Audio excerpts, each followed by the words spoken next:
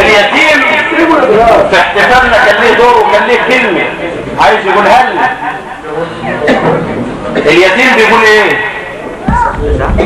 بالقسوة ليه بتعاملوني واما افتكركم تنسوني؟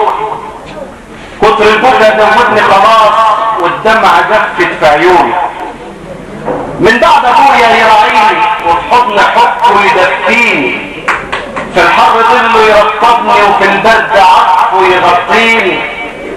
ليه الزمن يغدر بيا وقلوب الناس تقسى عليا؟ من غير سبب ليه كرهوني والغلطة محسوبة عليا؟ ليه كل واحد قال ابني وعلى المعدية يسيبني؟ وان قلت له خدني يا عمي من غيظه يرجع يضربني. قولوا له مرة يا خلق الله يبقى ساعتها ياخدني معاه، يكفيني فضلة اولاده وثوابه هيكون عند الله. الكل مني بيتألم ويمشي من قبل ما سلم، يبقى الهزار غيره وغلطه ويشتمني من غير ما اتكلم.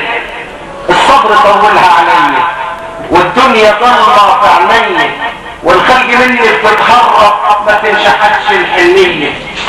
هاتي يا دنيا كتير هاتي وزودك ليلي اهاتي، مهما الزمان يغدر بيا صابر عليه انا واخواتي. لا خلق يسأل ولا عمي ولا حد يوم بيشيل همي، من يوم ما رجعنا ابويا والحمل زايد على امي. ليه يا زمن ما انتش حساس